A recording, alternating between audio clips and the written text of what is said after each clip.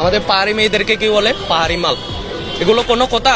হ্যাঁ, পাহাড়িরা মানে পাহাড়ের মানে যেখানে খাগড়াছড়িতে বাঙালিরা আছে এগুলা করতেছে। এখানে পাহাড় থেকে সেনা শাসন তুলে নাও, এরপরে বাঙালিদের তুলে নাও। আমাদের পাহাড় লাগবে, আমাদের জিএসটি চট্টগ্রাম আমাদের, কারো পাবেন না জিএসটি। জিএসটি আমাদের হতে হবে। আচ্ছা ভাই, তুই যখন বলেছিস পাহাড় কারো বাপের না, তাহলে পার্ক তোমাদের হতে যাবে কেন? পাহাড় কি তোমাদের বাপের নাকি? সঠিক বলেছেন, আপনার বুদ্ধি ভালো। Hello guys, welcome to another video. তো কেমন আছেন সবাই? আশা করি ভালো আছেন। আপনারা তো জানেন সবাই বাংলাদেশে ইতিমধ্যে কি চলতেছে। তো আজকের ভিডিওটা হচ্ছে সেসব পাহাড়ের মালিকদেরকে নিয়ে। ভিডিওটা অনেক মজার হতে চলেছে, একটু রোস্টিং টাইপের হতে পারে। তো ছোট্ট হয়ে বসুন, ভিডিও শুরু করা যাক। এখন আমাদের সেনাবাহিনীকে গুলি করা হয়েছে। এই যে আমাদের সেনাবাহিনীকে গুলি করা হয়েছে, দেখেন। এই যে তাকে গুলি করা হয়েছে, তাকে গুলি করা হয়েছে। ভাই এখন আপনি কেন অ্যাকশন নিতেছেন না? কেন অ্যাকশন নিতেছেন না? কেন অ্যাকশন নিতেছেন না? কেন কেন আর কত লাশ লাগবে বলেন? কত লাশ লাগবে বলেন তো?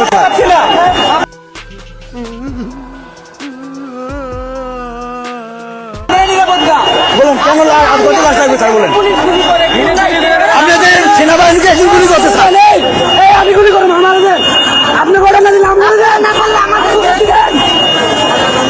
বাইরে ভাই, এদের এরকম সাহস কবে হলো? বাংলাদেশের আর্মিকে এরা হামলা করছে। এখন মনে হয় ভাই আর্মি আর বসে থাকবে না। কি সাক্ষ্য প্রমাণ আছে তোমার? يمكن انك لخبطتي على الواحد على Oh my god.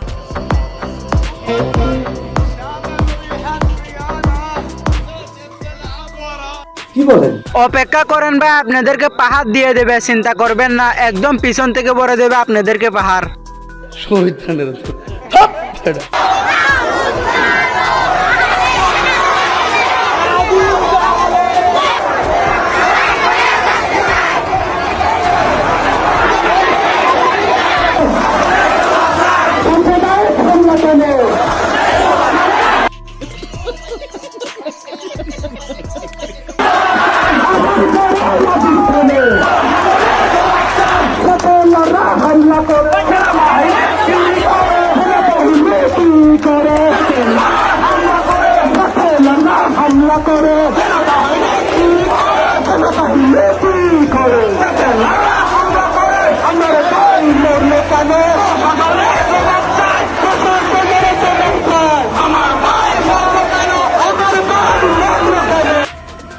কি বলবো, যাই হোক।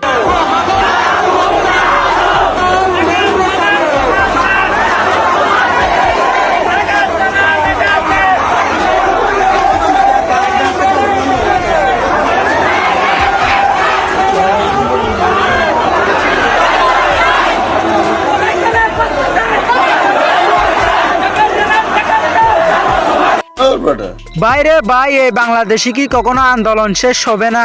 বাঙালিরা একটার পর একটা আন্দোলন চালাইতেছে। আমার মনে হয় আর কয়েকদিন পর ডাকাইতে আন্দোলন নামবে, আমরা ডাকাইটি করব, কেউ কিছু বলতে পারবে না, সেরকম দাবি করে। কয় কি?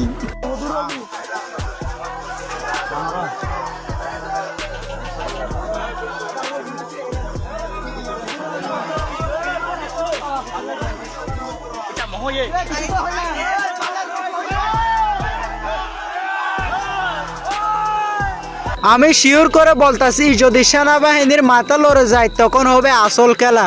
তবে সেটা কাঠের খেলা না, মাঠের খেলা। আর আপনি একটু বাইরে গিয়ে আবার ঢুকেন, আমরা আপনাকে দাঁড়ায় সম্মান করি। যাদের নাই জাতবাসী তাদেরকে বলা হয় আদিবাসী।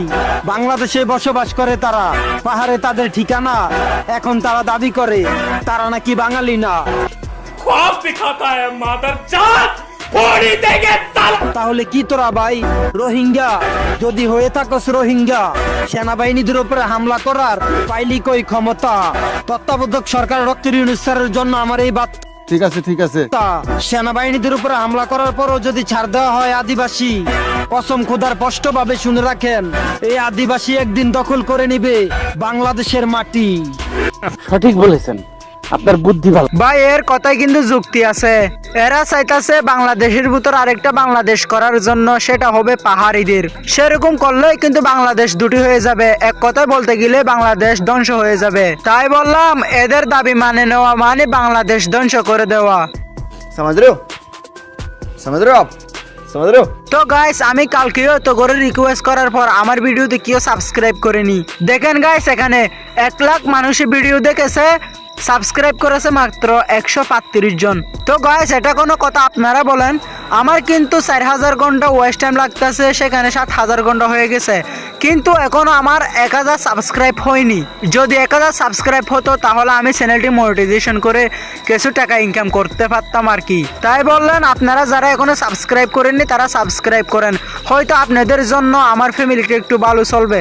আপনারা কি চান না আপনাদের জন্য কারো ফ্যামিলি ভালো চলুক আর আমার ভিডিও বানানোর আগ্রহ অনেক বাড়বে? তো গাইস ভিডিওতে ডিস্টার্ব করার জন্য সরি। আর গাইস যারা অলরেডি সাবস্ক্রাইব করে ফেলেছেন তাদেরকে মন থেকে অসংখ্য ধন্যবাদ।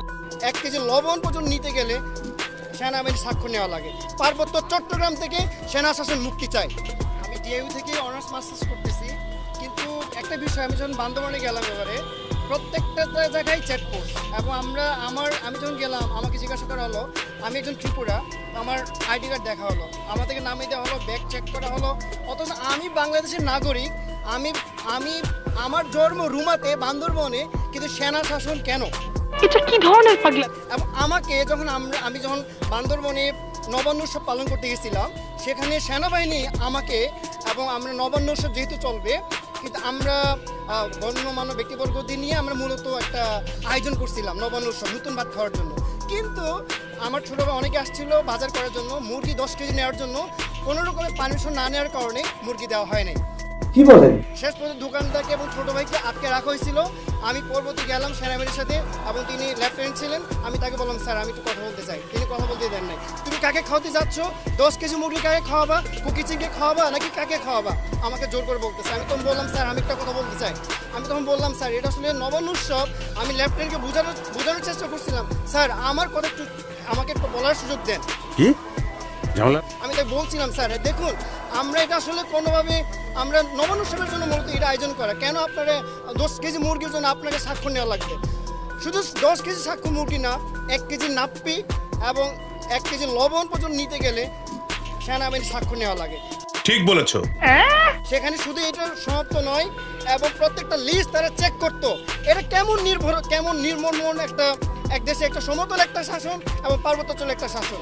আমি খুবই তীব্র নিন্দা জানাই এবং প্রতিবাদ জানাই। এই সেনা শাসন থেকে আমার মুক্তি চাই, পার্বত্য চট্টগ্রাম থেকে সেনা শাসন মুক্তি চাই। বাইরে ভাই মানলাম যে তোর সাথে যেটা হয়েছে সেটা অন্যায় হয়েছে, কিন্তু তোমরা যে দাবিটা করেছো সেনাবাহিনী উঠে নিতে হবে, সেটা যদি মানা হয় তাহলে আমি 100% গ্যারান্টি দিয়ে বলতে পারি আপনারাই যারা বাঙালিরা সেখানে ঘুরতে যাবে তাদের থেকে ডাকাডি করবেন, লুটপাট করবেন। না হলে আপনারা বাঙালিদেরকে চিড়ে চিড়ে খাবেন, যেমনটা নাকি হৃদয়ের সাথে হলো এর আগে। সঠিক বলেছেন, আপনার বুদ্ধি ভালো।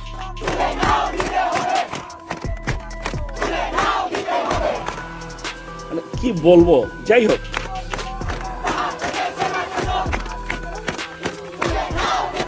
আমি প্রথমে ভাবলাম এরা ভিক্ষা করতেছে, তারপর দেখি না এরাও আন্দোলন চালাইতাছে।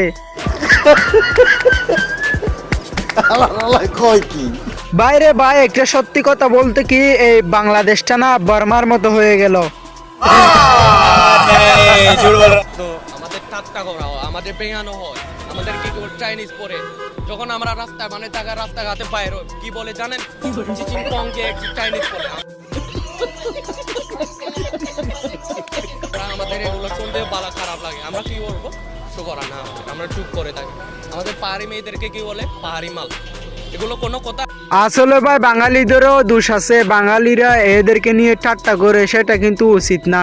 যাই হোক না কেন এই অস্থির বাঙালিরা কিন্তু আর কখনো ভালো হবে না, সেটা আমার ভালো করে জানা আছে। কথা কি ক্লিয়ার না ভেজাল আছে? আমাদের দাবি হলো যে পাহাড় থেকে সেনা শাসন সরে দেওয়া। আবার হলো যে মানে ওই দিনে যে দিঘি নালা আগুন লাগাই দিছে বাঙালিরা আদিবাসীদের ওপর। Oh my god. আদিবাসীরা এখন পাহাড়েও থাকতে ভয় পাচ্ছে। এখন কি করবো আমরা? বাপ রে বাপ, বড় ভাবের কথা কইতেছো দেখি। আমাদের তো কিছু করার নাই এখন। আমরা বলতেছি যে পাহাড় থেকে সেনা শাসন তুলে না। এমনিতেও ভাই আপনাদের কিছু করার নাই, শীঘ্রই বাংলাদেশ ছাড়তে হবে মনে হয় আপনাদের। তো গাইস আজকের ভিডিওটা এখানে শেষ করতেছি। তো ভিডিওটা ফুল দেখার জন্য ধন্যবাদ।